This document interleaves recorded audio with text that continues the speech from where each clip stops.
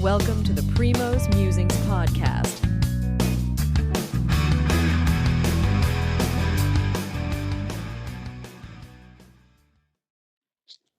Hi, good evening, Amit. How are you doing? Doing good. Excited. Football season is here. Yes, football season is not only here. We also had the Patriots win their first game against the Cincinnati Bengals in Ohio, and much to our surprise. So I know you and I were texting during the game, so I wanted to get your initial thoughts about the Cincinnati game that the Patriots played, the keys to uh, why Patriots came up at the winning end of the bargain here. So just wanted to hear your thoughts. And I have Sure. some myself, but I wanted to hear yours first. Sure. I mean, I think for you, me, and 99.99% of the Patriots fans, it was a pleasant surprise, right? I think people would be lying if they said that they were expecting this, right? Um, I think it was keys to the win. I think it's like they told everyone what they were going to do, they did what they were going to do, and they won. So, in some ways, I think it was a very high execution game because I don't think there were any surprises thrown, right? Everyone knew. In fact, I would say we hardly passed at all, right? We passed when we absolutely had to. In some ways, we caught Bengals at the right time, I feel, because they were without T. Higgins. And, Chase is Chase, but still, when you don't participate in the whole of training camp, there has to be some rust, some lack of timing, right? Some of that. Hmm. I mean, still, the dude caught like 6 balls for 60 yards or something. Um, and plus, they're a little bit of a slow starting team every year. I don't know why. So some of it was that, but no, I still, in spite of all of that, I expected the Patriots to lose, just given how training camp narrative was and all that stuff, right? So sometimes it's a good lesson for all of us that we shouldn't read too much into preseason and all that. Now, at the same time, I'm not going to get swayed too much by this win. I still think there's a talent gap on this team, especially on offense, which kind of became apparent, right, when they're trying to throw the ball. They connected on some plays, but like there was no real. They didn't really cash in on the fact that they were running the ball so well. I would have expected like longer play action passes to be completed.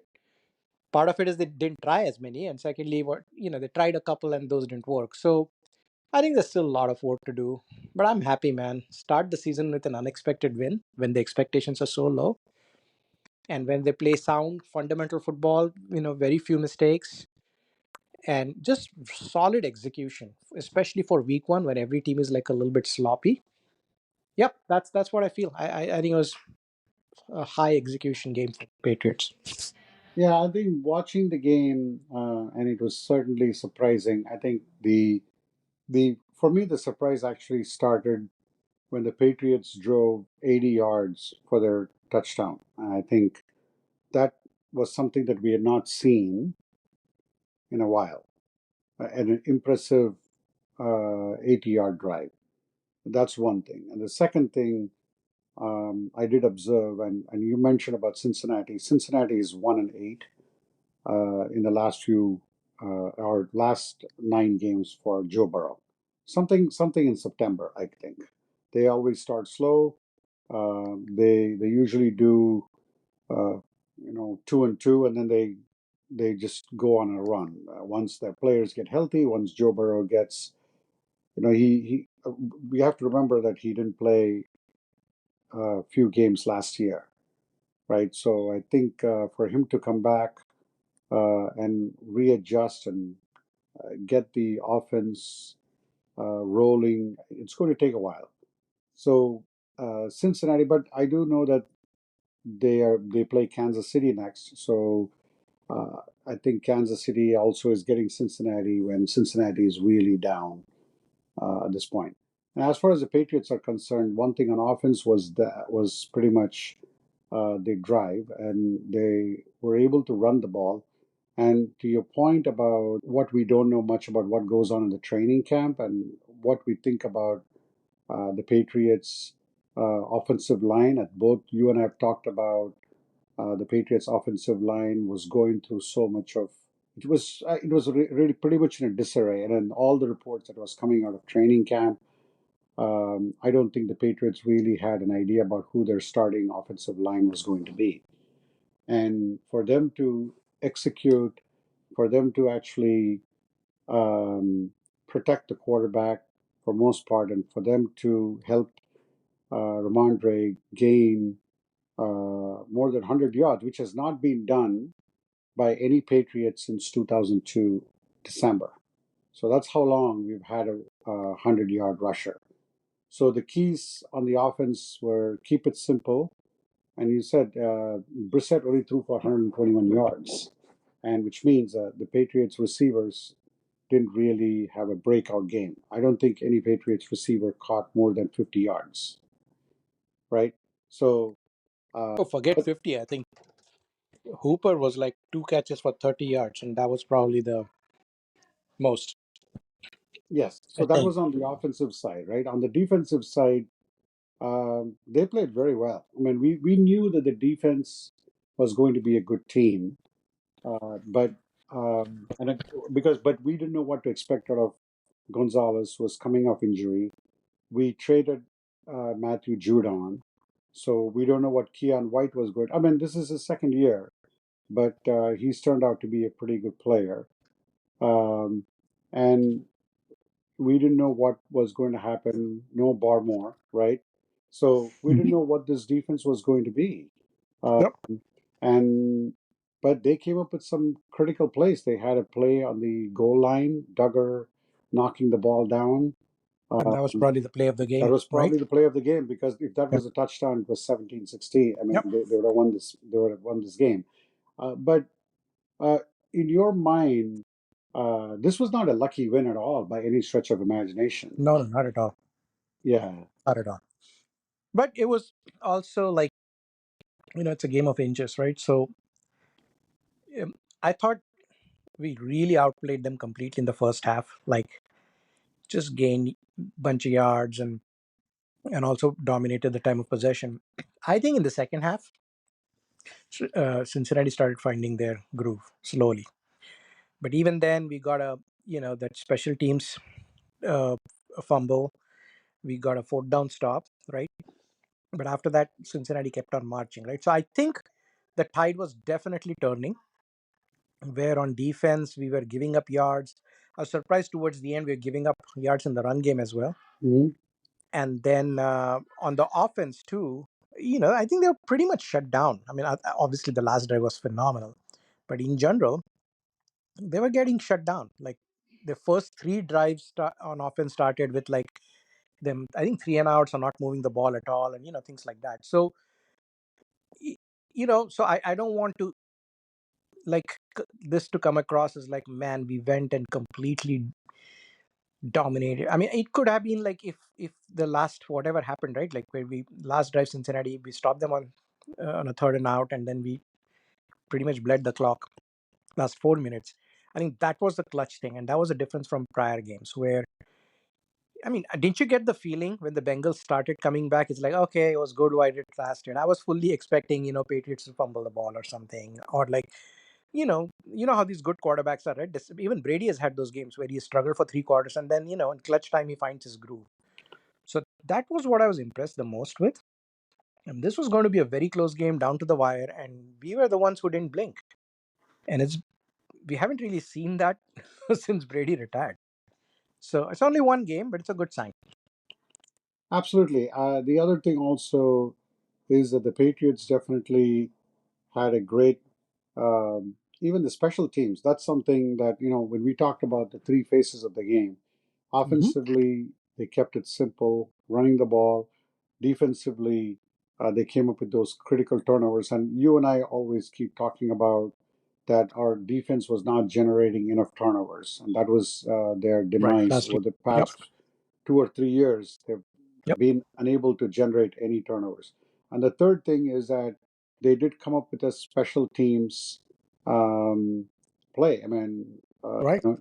they special teams in terms of like kicking field goals, which was unusual for we've actually had like Patriots kickers missing easy field goals.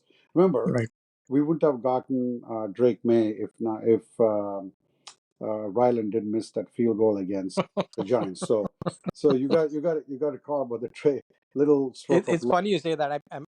This topic came up, something came up, and like I mentioned the exact same thing to another Patriots fan last Sunday when we were watching the game. Yeah, it's like be thankful. Otherwise, you slip one spot down. Bye bye May. You don't get May. Yes, yes, yeah. So that's where we are with the Patriots. So I know their next. Let's pivot quickly to the next game that they have, and Mhm. how crazy would it be if the Patriots can start 2-0? But the teams that they have that they're going to play against, the Seattle Seahawks, who are coming all Mhm. the way from the West Coast for a 1 o'clock game. And usually, a 1 o'clock game for the team coming to the West Coast doesn't bode well. But Mhm. the Seahawks are a pretty good team. In fact, Geno Smith, I would call the revival of Geno Smith, not in 2023, but in 2022.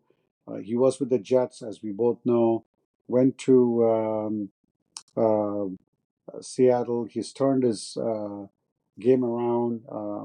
Obviously, you had Pete Carroll. So and I actually did a podcast with one of my coworkers who's a diehard Seattle Seahawks fan, and we spoke for 45 minutes on Mhm. what he thought the Seattle Seahawks could do this year. But I wanted to hear because they have a new coach, they have a new offensive coordinator who they brought from Washington, who actually I think he coached Polk. Right. He did. So I wanted to hear your thoughts on what you. I know Yeah. you've been watching, hearing a little bit about Seattle, Yeah. Yeah. Absolutely. and you and I were texting. Your thoughts on what are the keys to victory for the Patriots on Sunday? Yeah. I'll start by saying this. I mean, right now we none of us kind of know anything for real because it's been just one game. I strongly believe, in fact, like Brady used to say that all the time, right? Even about Patriots teams, like, it takes a good 6, 7 weeks to figure out what kind of team you have and, those kind of things, right? I would be a little bit more lenient than that. I would say, it takes about 3, 4 games of the season before you kind of figure out, how a team is going to be, kind of. And that too, a team can surprise you, right? I'm not talking about the Kansas City Chiefs and all that, and Ravens and Niners and teams like that. They're going to be good, but talking about other teams. So I think Seattle is definitely one of those other teams based on what we know. And I did watch like a condensed version of their game versus the Broncos. I think their defense has been struggling over the last few years, especially stopping the run. I think they did a slightly better job last year, but this year with their new coach, Mike McDonald, coming from Ravens, Yeah. he's known for his disguises and exotic blitzes and pressure and those kind of things. He's really good at disguising, right? I mean, we know how the Ravens defense performed last year. They were already good, but he took them to another level, and plus interceptions and turnovers and all that. So, and you kind of saw that in that game. Yes, they were playing a rookie, and Denver's not a good team, so that helped them. But you saw that. So I think they are going to be like, our offensive line will need to up its game a lot, because even in Cincinnati, actually, Brissett was hit many times. They let a lot of QB pressures go, so it wasn't a flawless performance. For a team that didn't pass the ball that much, even within those passes, it wasn't a great pass protection performance. So Hmm. now the challenge is higher. First of all, I think the pass rush is more ferocious. They'll have, especially people coming in from the secondary and things like that, just like the Baltimore did with Kyle Hamilton last year. And the disguise part, right? So they will have to be really smart. They'll have to communicate really well. They'll have to prepare really well. They'll have to adjust on the fly really well. So I think it's a huge challenge. And you throw in the fact that they have really a very strong secondary. They've got two really, so Witherspoon, who was taken actually before Gonzalez, and he's Hmm. as good as advertised as well. And then the other guy, Woolen, who's drafted a year before that or something like that, and he's been pretty solid. The Julian Love is a playmaking safety, so they've got some solid pieces as well. So this is a game where if I were the Patriots, I would be very careful about the passing game. Right, the key is to avoid mistakes, avoid negative plays, and honestly, I don't think the game plan is going to look that dissimilar from what we saw in week one. It's like you have to hope you can run the ball. They have in the past been vulnerable versus the run. And Denver, I think, had some success early in the game running the ball. So they have to hope to do that. Um, and then on the flip side, on our defense, these guys are. I mean, Seattle has always been a strong running team. Yeah, Kenneth Um, Walker. Yeah, yeah, Kenneth Walker's really good. That Charbonnet guy is pretty good. And plus, they've got these receivers, right? Like Metcalf. Metcalf and Lockett and that Jackson's whatever Smith Njigba. Oh, So from Ohio State. Yes. Ohio State. I mean, I mean, it's first rounder, right? So they've got a pretty solid crew. I think their interior of their offensive line is iffy. I think their left or right tackle. I think it was their right tackle maybe who got injured. Um, so he might not be playing. So he might have a replacement there. So I think they're vulnerable along the offensive line, especially to the pass rush. But they are a good running team in general. And when they get their rhythm, when they run the ball well, then Geno's pretty good either tucking the ball and running or with play action passes hitting all these receivers. So I actually think this is a tougher matchup for them compared to Cincinnati because Cincinnati was kind of limited with their receiver situation, and outside of Chase and T Higgins, Cincinnati doesn't really have that many weapons, and Cincinnati certainly doesn't have a good running game. Obviously Burrow is much better than Geno Smith, but you need weapons. So I actually think defensively this is going to be a bigger challenge, and offensively too I think it's going to be a little bit of a bigger challenge than last week because Cincinnati we saw was very vulnerable against the run. I hope Seattle will also be based on last couple of years, but I'm sure they got new people in, and so we'll have to see. But I expect to see a very similar game plan to the first week, where it's run, it's very conservative, it's not to take too many shots downfield and risk getting sacked and pressured and hit and fumbles and interceptions. It's a ball hawking secondary and all of that. So I expect something very similar in terms of game plan. Yeah, I agree with you there too. And then the one thing that you talked more about their offense. There was one thing that when I was talking during the Seattle Seahawks, one of the downsides from last year was Seahawks, at least especially on defense, very poor on the run defense. Um, and that's something that Patriots could, like you said, right? The game plan is going to be the same, and Patriots are definitely going to exploit that.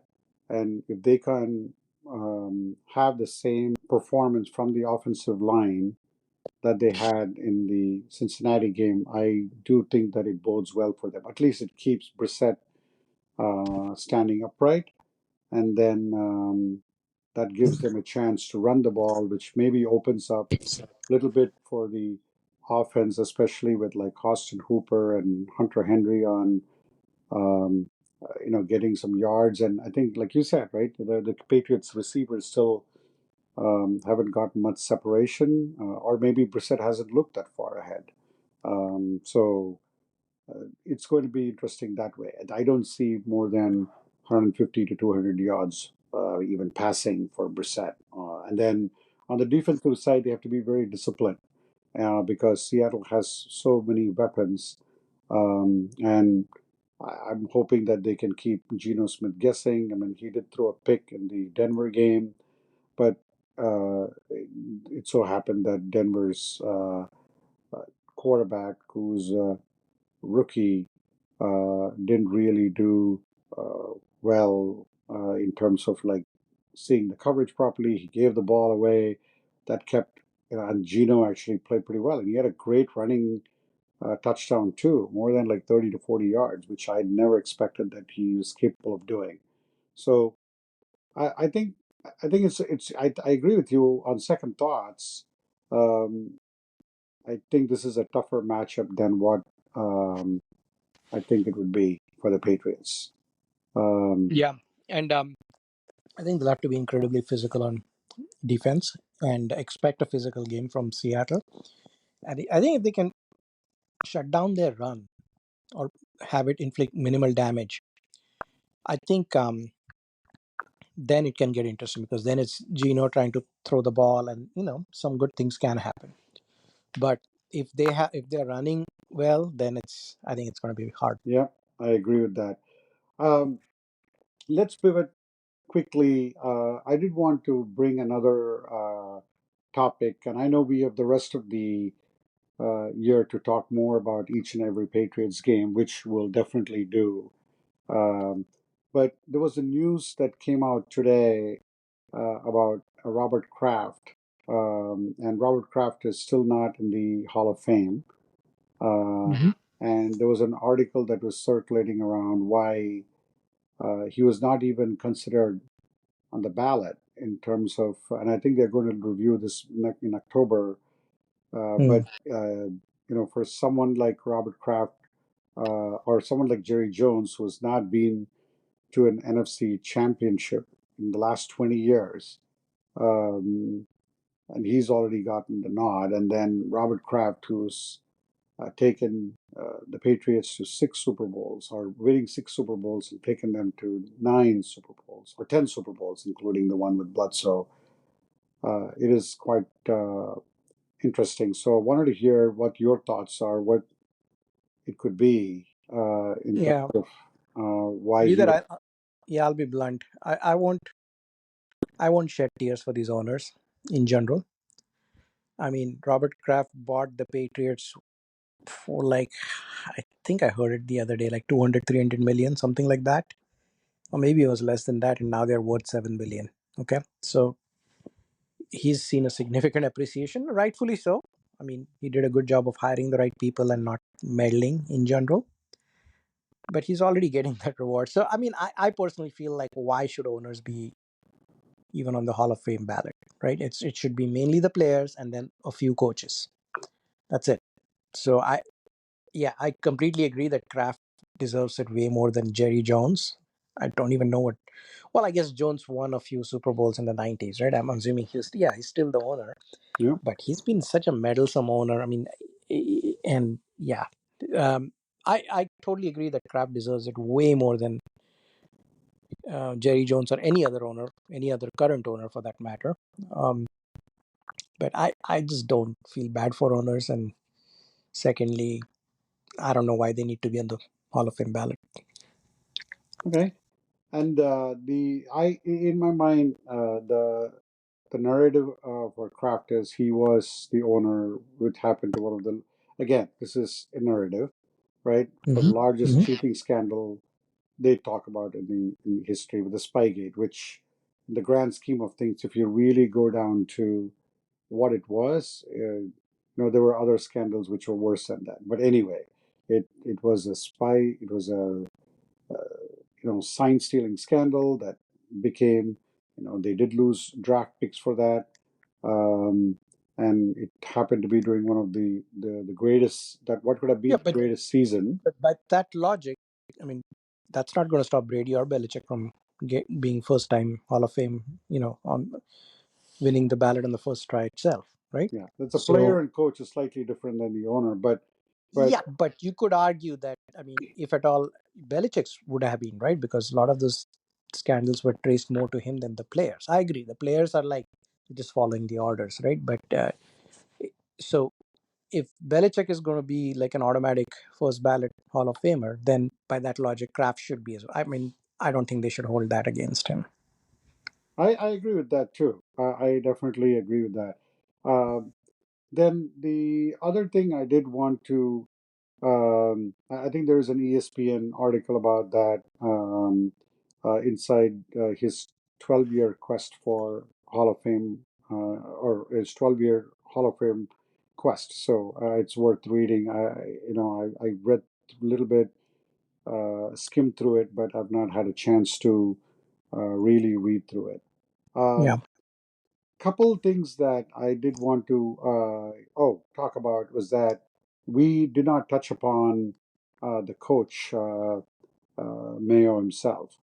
Your thoughts on Gerard Mayo? He was presented with the game ball Hmm. by Robert Kraft on how the players have been reacting to his coaching. I would say as coaching with the team, and a lot of players have come out very strongly and supported him Hmm. and said they would run through a brick wall for him. So Yeah. interesting, interesting. Yeah. Your thoughts on that? Yeah. So first of all, he deserves a lot of kudos, especially everything new, right? New coaching staff, new offensive coordinator, new defensive coordinator. Um, all first-time coordinators on offense. They're installing a new system, like a lot of new. Mayo himself has never called plays or been a head coach and all that. So given everything was so new, it was an extremely tightly run, well executed gig um, in week one, right? When even complete, I mean, you look at how the Ravens started the season with those penalties on offense, right? Hmm. So, and that's a well-oiled machine with a lot of continuity, right? So, kudos to him. I mean, clearly, the he allayed some of the fears that people had that you have like someone with 40 years of coaching experience retire. I mean, or retire or let go or whatever, and then in comes this newbie, right? So I think he passed that first test. Um, Obviously, it's a long season. It's always good to start with a win than a loss as a coach. So Hmm. that's great, and he deserves the credit. But I urge everyone, whether it's a loss or a win or whatever, I mean, it's just one game. There's unfortunately a lot of overreaction that happens. On this whole thing of players playing hard, I always believed, different coaches have different styles and they can all be successful. Different styles can be successful. Belichik was never a coach. And I think his players, maybe in the last couple of years, maybe he lost some of the people, maybe. But in general, if you ask the Brewskis and the Rabels and pretty much anyone on that team, they'll say they run through a wall for Bill, right? Even though he was not a player's coach. And now Mayo is a player's coach, which I don't think hurts at all. Hmm. I think, there is some relatability that the players feel like, hey, he's been in our shoes, he understands us and all that. But all I'm saying is, I mean, his game plan was like exactly what Bill would have formulated, right? So which is good. Like, um, I think there's a lot of overreaction in terms of like, oh, people play harder for him. No, I think people played hard for. I don't think the team quit on it, Belichick last year, in spite of this shitty record and all that. They didn't. They didn't quit on him. Um, so you know, it's like this is his style. I'm glad Mayo is not adopting someone else's style. That's his way. He's transparent. He's open. He treats his players a certain way. He holds them accountable and all that. But like, I don't think I think the media is too keen to point out the differences and make it to be one thing is better than the other. I think different approaches can work as long as you're good with your fundamentals and things like that. So the jury's out. I'm very glad he got this because I personally have not been a fan of how open he is with the media. I think he's hopefully will learn that when media is like these are vultures. They're like just waiting for every word. They go and scan every word of every transcript. Oh, you said this the other day, now you said this, like, so I think he will learn some.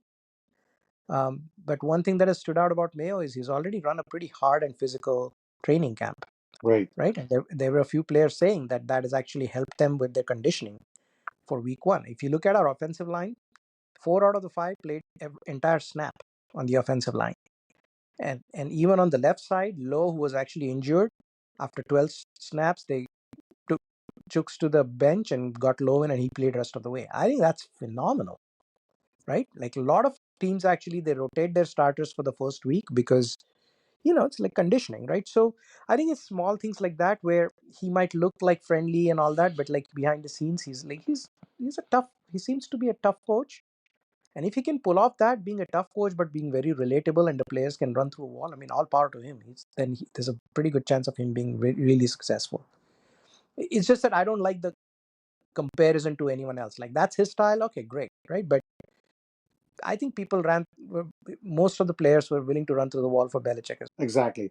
I've been pretty impressed so far. Again, the first few weeks leading up to the preseason, the training camp, even after he was announced, a lot of the statements that he made didn't really resonate with me because we've been so spoiled for the past 20 plus years Hmm. with Belichick, kind of preaching the same mantra, do your job. And it didn't Hmm. matter who the player was, whether it was a Brady or any um, receiver, wide receiver like Randy Moss. It was get back to work and execute on this one. There was nothing. Player was never bigger than the game. So we were so used to seeing that. We were so used to onto the Cincinnati kind of phrases from Belichick. So that is the only thing we as Patriots fans knew for the past 20 plus years. And Mayo coming in and almost being a player's type of coach. And how many times have you heard that? I just heard about David Andrews, and I got to listen a little bit about it. David Andrews and Brian Hoyer have their own podcast. I Mm-hmm. don't think you ever think about having a player, a current player, actually talking about a game plan, about the Cincinnati game during the Belichick years. Mm-hmm. But to your point about Belichick was well revered by players like Brewski, and every player that played for Belichick uh,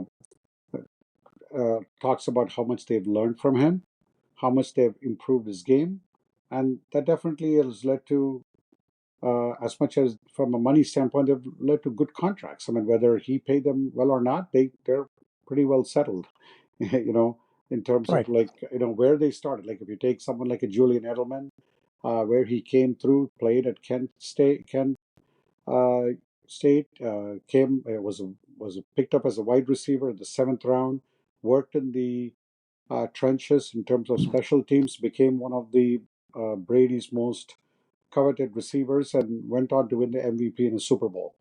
You Mm-hmm. can't script that. So that's where Belichick was good at.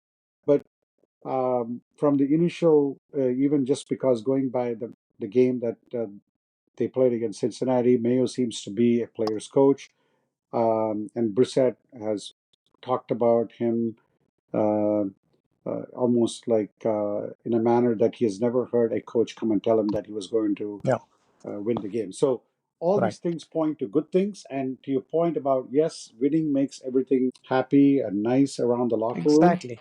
And Exactly. it depends on, and we both talked about this thing. The Patriots are not going to win more than five games. We both thought it would be more than 4 to 5 games. Uh, but what if they go on this losing streak where they lose 5 games? Exactly. And they're capable of Exactly. losing. And I want to hear Right. the. And then let's see how many quotes we get about running through the wall from my coach. Right. I mean, these things are just it's okay. It's like we have to take everything with a grain of salt. I'll say this. Like I think Mayo has the potential to be someone special, and here's why. From everything that I've seen, and it's not a surprise, he's adopted a lot of Belichick things, right? All the good things about Belichick and his way of coaching, right? So, kind of a hard nosed style, physical.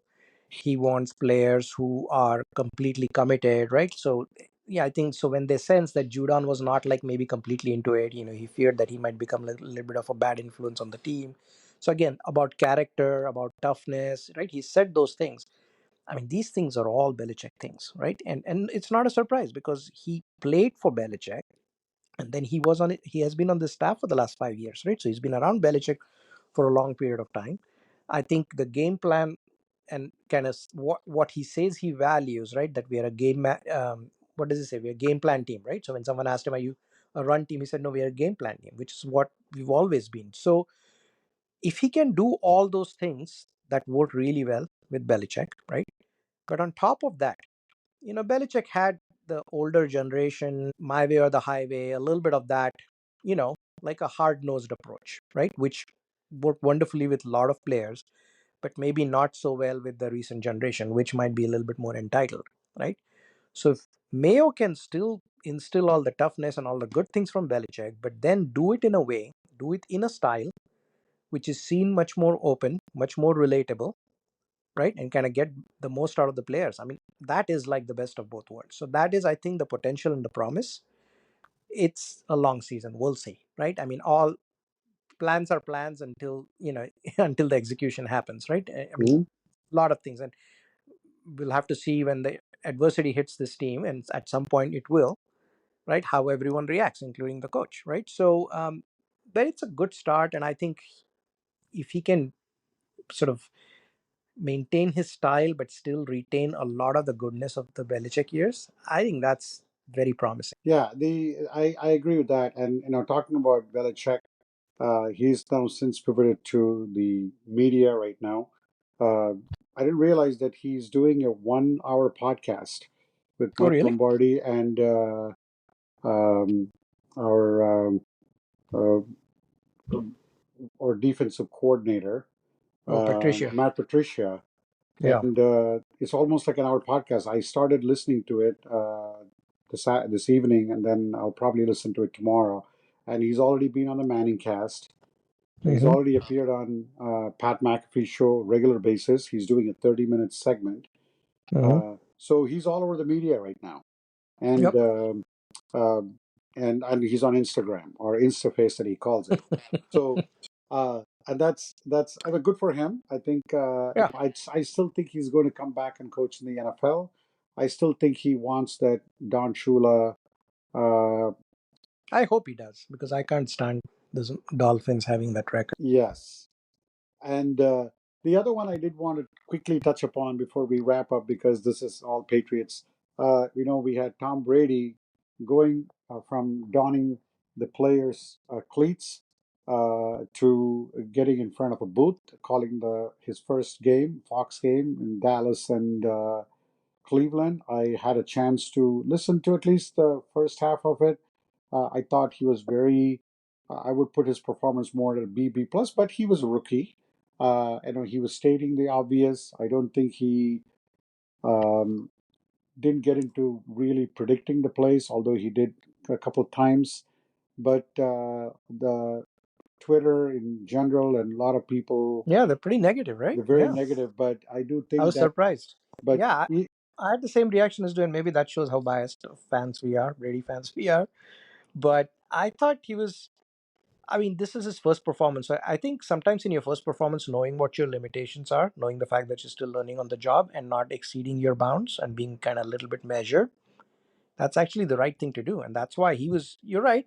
I don't think I got a lot of new play insights from him. Now, he did have sort of general insights about toughness in players and this and that or whatever, right? Like, which is good, right? But I don't think he had like play specific insight. I think that'll come later. I mean, he's seen everything, right? And but he's learning a new skill, and nobody should assume that in a new skill he's going to be as good as he is with what he's done his whole life. So, and it might not even pan out. But I didn't have. I mean, I was actually very surprised. Remember, we were exchanging notes. I was like, "Hey, this guy's is doing pretty good for his first job or first gig." Yeah, but then I was yesterday when I read some of the feedback and all that. It wasn't like like all bad, but it was quite tepid, right? Like people are like it was awkward. I don't even.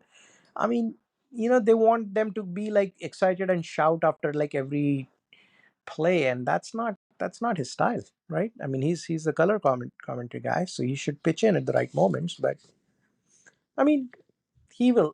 I for people who root against Brady, better be careful. That's all I can say.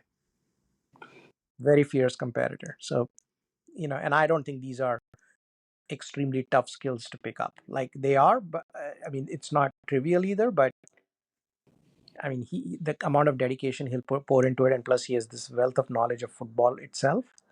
He'll do well. yeah, I think he would do well too. And I think just like anything that he did say that he is going to be a rookie in the broadcasting booth, he kept it very simple. And a lot of people who have listened to Greg Olson, uh, they thought that he replaced Greg Olson. So people who really like Greg Olson really turned on Yeah, Brady right. because you're so Which used, might be fair, which right? is Which might be fair. fair. Now you and I don't watch a lot of games on Fox, right? Like because of Exactly. AFC, right? Yeah. So we're not used to watching that Kurt McAfee and whoever else combo, right? So maybe for them it was a bit of a downgrade for sure. I can understand that. Yeah, Yeah. but everyone should be patient, man. Week one, give the guy a chance. Come Yep. on. Exactly. It's I that is what you call it as overreaction Monday. So Yeah, um, and I wouldn't be surprised if like I don't know this if he's done it or not, but just knowing what we know about Brady, I wouldn't be surprised if he's like reached out to like Phil Sims and Troy Aikman and some of these ex players who are now like seasoned broadcasters and pick their brain on like man like this transition and how does it work and this and that, right? Like Chris Collinsworth and all these guys, right? So I wouldn't be surprised. I mean, he can reach out to anyone, right? Like nobody's going to say no to him. And secondly, he's always that hungry kind of a guy. He wants to learn and he wants to be the best at everything. So he will do well, he I will do feel. well. Yeah. So I think this was good. Like this is we completed pretty much from the Patriots game to Seattle to Robert Kraft to Belichik to Mayo to Brady. I think covers a lot of things. Nice. And we when we started this podcast, we didn't know where it was going, but I think we covered a lot of things, and I think That's I'm great. glad we did. Uh, Yeah. and then we'll come back, and after every game, we'll get down and start analyzing a little bit of our Patriots thing. And especially, it's great when they win, but Yeah. losses may not be that fun to analyze. But I think if they can maintain this, if they can give 100% for Mayo from what they're talking about, they're going to be scrappy and they're going to play every game like that. I think they may surprise a lot of us. I mean, are they going to win more than 50% of the games? I don't know. But that's what was exciting about the season for us. Yep. I think what could be really a pleasant surprise for the season is if some of our receivers, I mean, we've got a lot of young receivers, right? Like if they start emerging, and by emerging, I'm not saying 1,000 yard seasons, but like if they, some big plays and they earn the coach's trust and the coaches open up the playbook a little bit more, right? And like, let's say we run the ball okay in general, so that opens up play action passes, or like the quarterback is on the run, has bootlegs, and now you have like suddenly these guys making 20, 30 yard plays, right, on a consistent basis. I think that will be exciting because then the feeling will be, wow, now imagine that you throw May into the mix and not May as he is now because he's still learning. And guys like Brady and have pointed out like how much learning can actually happen behind the scenes, right? Even though you're not starting, you can still learn a lot, a lot. So imagine maybe it's middle of the season and some of the receivers and tight ends and everyone, the passing game is showing promise, running game continues to be good, and now you suddenly put May into the mix. I think that would be real excitement, right? So as opposed to you're putting May in, but like what the offense is, against bad teams they can run the ball, against good teams they can't run the ball, and they can't throw the ball on anyone. That is not. I mean, obviously May will be able to hopefully make a difference, right? But I think it'll be nice to see some promise in the people around May on offense as well, Correct. especially the skill positions. Yep. All right, Amit. This was fun. Thanks again for your insight. And we'll get back again once the Seattle game gets over, and we'll get more into deeper analysis. But this was the first one is always a fun podcast like that. Yeah, So, always fun to talk Patriots, man. all right. Sounds Thank good. you so much, and have a good Take care. night. Thank you for listening. Primo will be back soon.